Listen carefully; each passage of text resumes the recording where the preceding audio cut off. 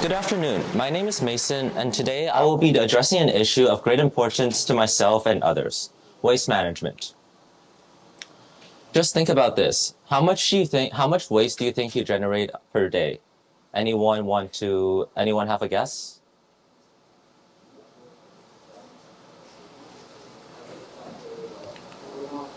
Well, on average, Canadians generate around 2.33 kilograms of waste daily.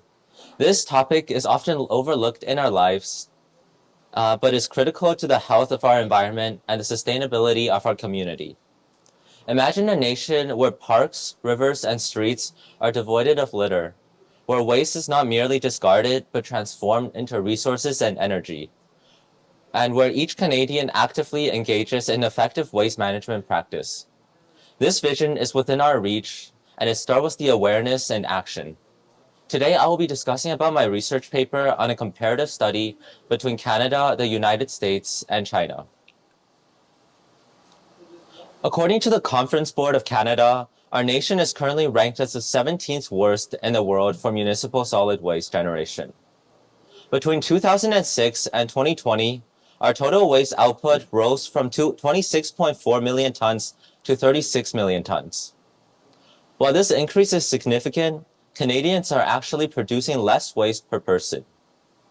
In 2020, each Canadian produced 0.69 tons of waste, compared to the 0.77 tons in 2002. This reflects a positive trend in our economic growth. However, the challenge still remains. Despite these improvements, Canada is still one of the highest per capita waste generation globally. In 2020, Canadians generated 2.3 kilograms of waste per person, making us the second highest worldwide, just behind the United States. To put this into perspective, back in 2008, Canadians produced 1.31 tons of waste per capita annually, compared to countries like Japan and the United Kingdom, where waste generation was significantly lower at 0.38 and 0.58 tons respectively. According to Statistics Canada, our nation's waste comes from two main sources: residential and non-residential. In 2020, Canada generated 10.9 million tons of residential waste, the highest ever recorded. This represents a significant increase in 2.4 million tons from 2002.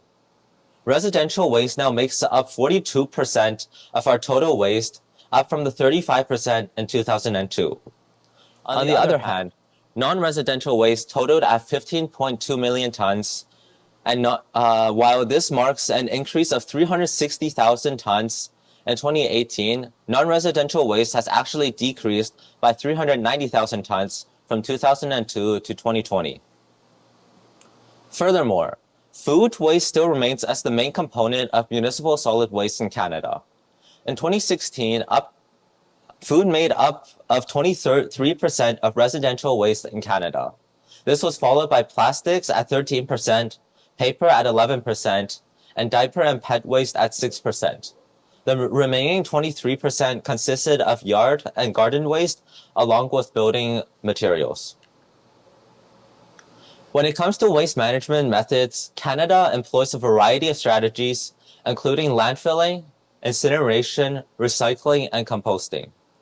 Despite these efforts, landfill remained as our primary disposal method. In 2008, 26 million tons of waste, about 76.5% of that year's total, was landfilled, whereas 8 million tons were recycled and processed. By 2016, 97% of the waste needing final disposal were being sent to landfill, while only 3% were being incinerated. Landfill, while a common method of waste disposal, pose serious health risks. Residues from landfills, such as bottom and fly ash leachates, are linked to various cancer and environmental hazards. In addition, landfilling, especially organic waste, contribute up to 20% of our national methane emission. Hazardous waste like chemical and battery present additional risk, requiring special handling to prevent severe health and environmental damage. Aging landfills, particularly in Ontario, amplify these risks.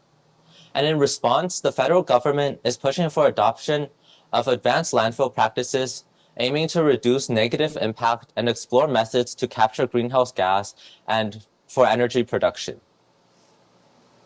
On the other hand, incineration offers a potential solution by significantly reducing waste up to 90%. Modern incinerators in Canada use advanced pollution controls technologies which can remove up to 99% of harmful emissions. However, incineration remains less prevalent in Canada compared to countries like the United States and China. A recent study highlights the growing potential for large-scale waste-to-energy projects in Canada, and this can transform of how we can handle waste. To improve recycling and waste management, Canada has implemented extended producer responsibility programs.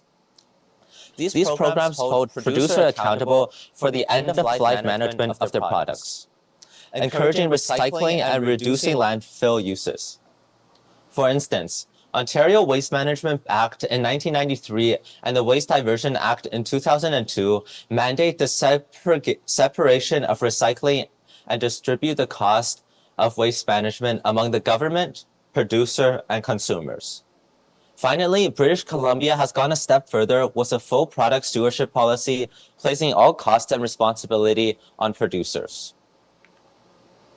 Yet despite these efforts, our achievements are modest compared to global leaders. Both the United States and Canada divert only around 30% of their waste, whereas China has made significant strides by incinerating nearly half, 46%, of its municipal solid waste. The United States has seen slow progress in diversion rates over the decades, with a decrease from 35% in 2017 to 32.1% in 2018. Public opposition in the United States to waste energy facilities due to emission and health concern has highlighted the need for better, more equitable waste management solutions. This resistance often reflects border environment justice issues, particularly in economically disadvantaged communities.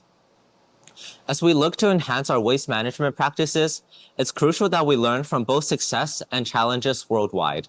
By improving our strategies and adopting more effective practices, we can reduce our waste footprint and create a healthier, more sustainable future for Canada. One of the key challenges Canada faces in waste management is the absence of a cohesive national framework.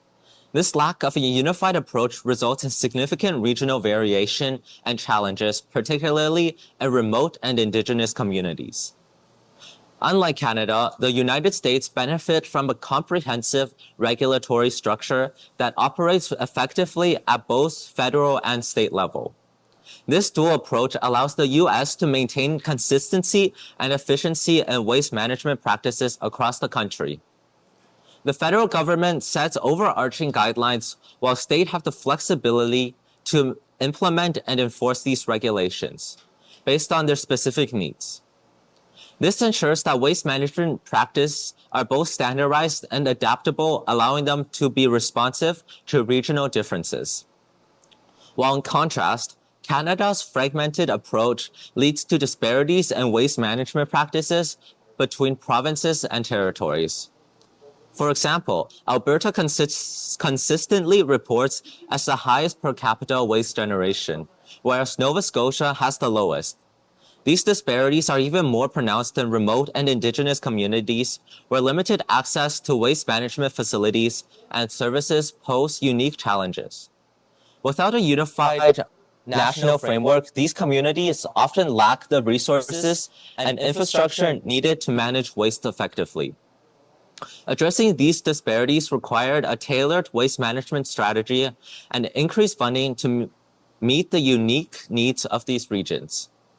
Looking at China's approach, its centralized waste management system allows for rapid development and enforcement of regulations. The Chinese government can swiftly implement nationwide policies and effectively allocate resources, ensuring consistent waste management practices across the country. This centralized approach has enabled China to make significant advancement in recycling and waste segregation, setting a benchmark for other nations to follow. Among the three countries, Canada's decentralized approach highlights the need for a national framework to ensure for consistency and effectiveness in waste management practices. By learning from the structured approaches of the United States and China, Canada can improve its waste management system, particularly in supporting remote and indigenous communities.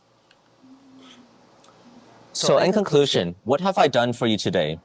Today, I've discussed and provided a comparative analysis of waste management practices in Canada, the United States, and China. While the global demand to address municipal solid waste pattern grows, each of these countries demonstrate unique trends and patterns. China and the United States, as the world's largest generators, both exhibit high rates of waste production. In contrast, Canada has managed to maintain a more relatively stable waste generation rate over the past decade, reflecting a decoupling between its economic growth and waste production. However, despite this stability, Canada is still one of the highest per capita waste rates globally. This fact underscores the urgent need for greater public awareness and more effective waste management strategies in our country. Thank you for listening.